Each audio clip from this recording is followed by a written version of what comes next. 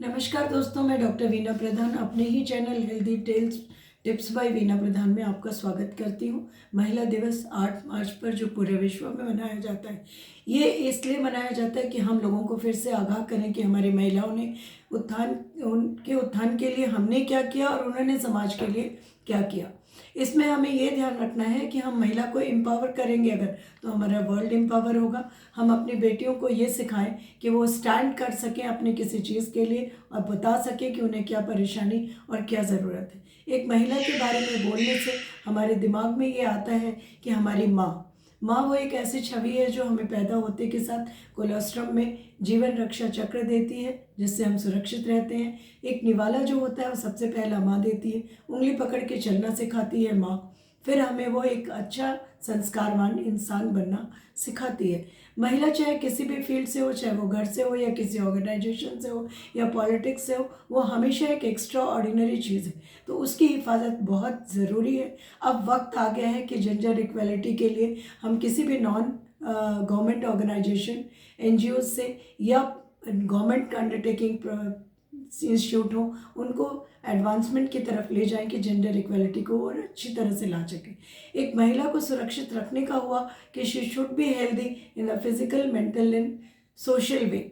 Physical और mental के लिए हमें सबसे पहले चीज़ ये सोचना पड़ेगा कि वो हेल्दी है या नहीं। उसकी हेल्थ में सबसे पहले डाइट की चीज़ आती है, health, hygiene and nutrition. Nutrition में डाइट में वो seasonal fruits, sprouts, seasonal vegetables ले और उसके साथ में सारी चीज़ें ये एक फिक्स शेड्यूल पे हो और अच्छे से लिया जाए। उसके बाद वाटर इनटेक की बातें आती हैं जो सीज़न और एज के हिसाब से होती हैं।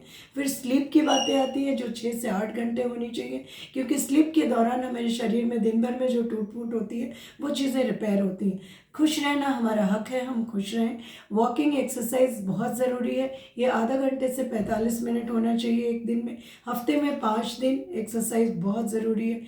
अभी देखा जा रहा है कि हिंदुस्तान में ब्रेस्ट कार्सिनोमा और बच्चेदानी के मुंह का कार्सिनोमा बहुत बढ़ रहा है।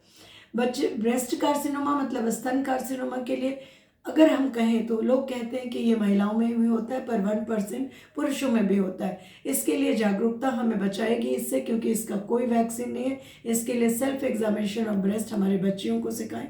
और जिन महिलाओं को महीना नहीं आता है और पुरुषों को भी महीना नहीं आता तो वो कैलेंडर में एक डेट को सर्कल कर दें, उस दिन अपने स्तन की परीक्षा करें। स्तन ही क्यों, पूरे शरीर का, कि कोई रंग में बदलाव तो नहीं है, कहीं सूजन तो नहीं, कहीं और कोई परेशानी तो नहीं है, इसका ध्यान करेंगे। कार्सिनोमा सर्विक्स के लिए वैक्सीन निकल गया है, जो HPV वैक्सीन है। ये अकेला कार्सिनोमा है जो वैक्सीन से बचा सकता है हमें। ये एक वैक्सीन जो 2 टीके हम लगाते हैं 9 से 15 साल की उम्र में, ये हमें मुंह का कैंसर, गले का कैंसर, कोलोन का कैंसर, उसके बाद लड़कियों में बचाता है वो विजाइना, वल्वा और सर्वाइकल कार्सिनोमा से।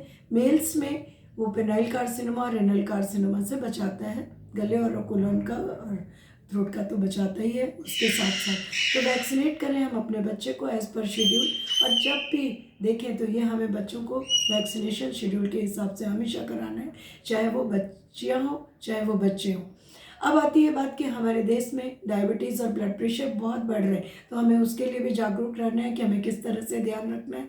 और अगर हमारे परिवार में कैंसर है किसी को, तो हमें जिस एज में उनको कैंसर हुआ है उसके 2 साल पहले से अलर्ट होना बहुत ज़रूरी है। Last but not the least, हमें ये भी ध्यान रखना है कि अपने आप को एक गिफ्ट हम ज़रूर दें अपने बर्थडे पे। वो होता है कि हम अपने फुल बॉडी चेकअप कराएं और अपने सारे टेस्ट कराएं।